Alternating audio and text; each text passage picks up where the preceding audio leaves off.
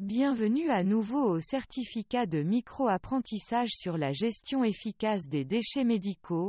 Nous en sommes à la leçon 3, la dernière leçon du module 4. Dans les leçons précédentes de ce module, nous avons étudié la minimisation et la ségrégation des déchets.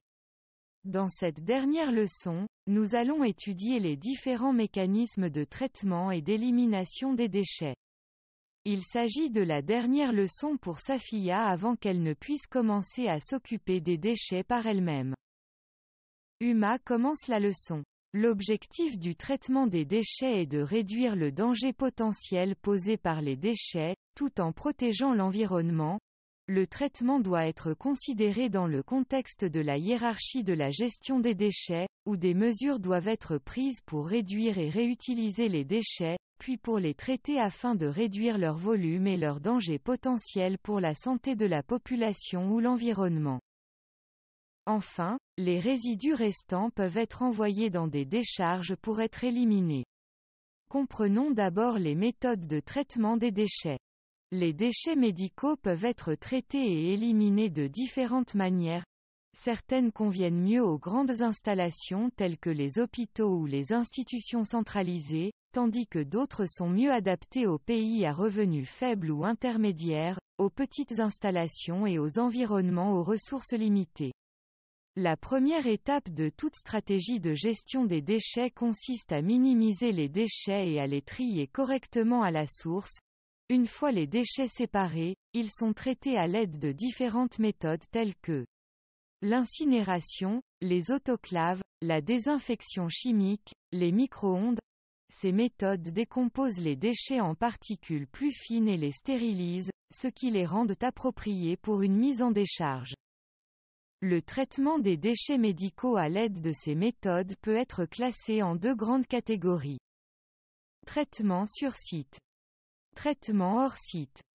Comprenons d'abord ces catégories avant de nous concentrer sur les méthodes de traitement. Le traitement et la gestion sur site nécessitent la ségrégation des déchets au point de production et des méthodes sur site comme l'autoclavage et la décomposition thermique pour traiter le volume des déchets à la source. Cette méthode permet de réduire la charge des déchets sur les installations de gestion des déchets municipaux et médicaux et de diminuer le coût de la gestion des déchets. Cependant, cette méthode n'est pas toujours adaptée au type de déchets complexes tels que les déchets radioactifs, les déchets hautement infectieux et les grandes quantités de flux de déchets. Le traitement sur site n'est adapté qu'à des capacités limitées en raison des restrictions d'espace disponibles. Le traitement hors site nécessite le transport des déchets mixtes collectés dans les centres de santé vers un centre de traitement des déchets où la ségrégation et le traitement des déchets ont lieu. Le traitement comprend des méthodes de dégradation chimique robustes et une incinération de type industriel. Cette méthode est coûteuse en raison de l'allongement des différentes étapes de la chaîne d'approvisionnement en déchets, mais elle est bien adaptée aux grandes quantités de déchets médicaux. Une meilleure ségrégation et un meilleur traitement des déchets sont possibles, car un lieu spécialisé est alloué à la gestion des déchets médicaux. Examinons maintenant chacune des méthodes de traitement, une par une. L'incinération des déchets médicaux comprend la combustion des déchets produits par les centres de santé, les installations vétérinaires et les installations de recherche médicale. Ces déchets comprennent à la fois les déchets médicaux infectieux, tels que les seringues et aiguilles usagées, les écouvillons usagés, les pansements et les bandages, et les déchets ménagers généraux non infectieux. L'incinération est un processus sec d'oxydation à haute température, entre 590 et 650 degrés Celsius, qui réduit les déchets organiques et combustibles en matières inorganiques et incombustibles et entraîne une réduction significative du volume et de la masse des déchets. Les cendres solides qui en résultent peuvent être éliminées par des méthodes traditionnelles, comme la mise en décharge. L'inconvénient de l'incinération est le rejet de sous-produits de combustion dans l'atmosphère et l'écosystème. La combustion de produits chimiques nocifs libère des cendres dans l'environnement qui peuvent provoquer des maladies pulmonaires, cardiaques, neurologiques, des cancers et d'autres problèmes de santé chez les travailleurs de la santé.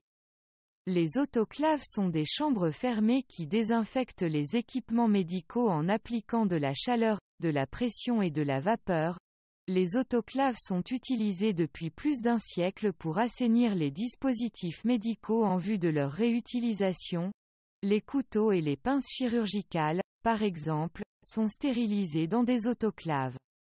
L'un des problèmes posés par les autoclaves est que le processus peut provoquer l'aérosolisation de composés présents dans les déchets, ce qui entraîne le rejet d'éléments qui, idéalement, ne devraient pas être libérés. La désinfection chimique détruit les bactéries présentes dans les déchets médicaux et peut oxyder les substances chimiques dangereuses, principalement par l'utilisation de composés chlorés. Depuis des années, l'eau de Javel est utilisée dans les opérations de désinfection. Elle est utilisée pour désinfecter et stériliser les matériaux et les équipements réutilisables. Il est trop coûteux de l'utiliser sur des équipements ou des déchets mis en décharge. L'incinération est préférable. Le rayonnement micro-ondes est utilisé pour traiter les bouillies du traitement des eaux usées et comme une source de chaleur pour le traitement des déchets médicaux. Les équipements de traitement par micro-ondes sur site et les camions de traitement transportables sont deux options possibles. La désinfection par micro-ondes ne fonctionne que lorsque les déchets contiennent de l'eau, car le rayonnement agit directement sur l'eau et non sur les composants solides des déchets. Par conséquent, des humidificateurs sont souvent inclus dans les unités de traitement. Le traitement par micro-ondes des déchets médicaux est moins coûteux que l'incinération, bien qu'il ne modifie pas chimiquement les matières dangereuses comme c'est le cas pour l'incinération. Examinons maintenant les méthodes d'élimination des déchets, qui constituent la dernière étape de ce processus. Les décharges sont utilisées pour l'élimination finale de tous les déchets. Après la minimisation, tous les systèmes de gestion des déchets évacuent leur flux de déchets vers des sites terrestres pour leur élimination finale. Cela comprend les décharges non contrôlées et contrôlées, l'encapsulation, l'inertisation. Comprenons-les un par un. Dans les zones moins développées ou les centres de santé moins bien équipés, l'utilisation directe de la décharge peut se faire. Il existe deux façons d'éliminer les déchets par voie terrestre, la mise en décharge non contrôlée et la mise en décharge contrôlée. La mise en décharge non contrôlée se caractérise par le dépôt dispersé et anarchique de déchets sans leur confinement. La mise en décharge contrôlée représente l'élimination dans le sol caractérisée par de meilleures pratiques d'exploitation et des améliorations de conception pour réduire les impacts sur la santé et l'environnement. Elle peut être réalisée en isolant les déchets biomédicaux dangereux de l'environnement. Lorsque l'élimination des déchets est nécessaire dans une décharge, les déchets doivent être contenus d'une certaine manière avant d'être éliminés. Cela peut se faire par encapsulation, qui comprend le remplissage de conteneurs en polyéthylène haute densité ou de fûts métalliques avec les déchets, l'ajout d'un matériau d'immobilisation comme la mousse plastique, et le scellement. Après le séchage du milieu, les contenants sont scellés et placés dans des sites d'enfouissement. L'encapsulation seule n'est pas recommandée pour les déchets autres que les déchets d'animaux sauvages, mais elle peut être utilisée en combinaison avec le traitement de ces déchets.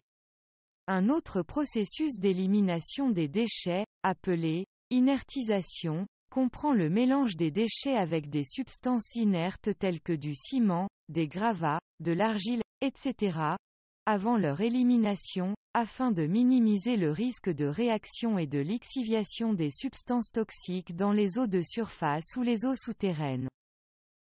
Pour l'inertisation des déchets pharmaceutiques, l'emballage est retiré, les produits pharmaceutiques sont broyés et un mélange d'eau, de chaux et de ciment est ajouté.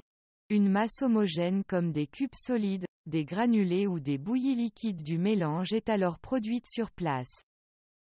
Enfin, ces derniers sont transportés pour être mis en décharge. Safiya et Huma ont décidé de se rencontrer après le déjeuner pour discuter de la méthode de traitement et d'élimination en fonction de la catégorie de déchets.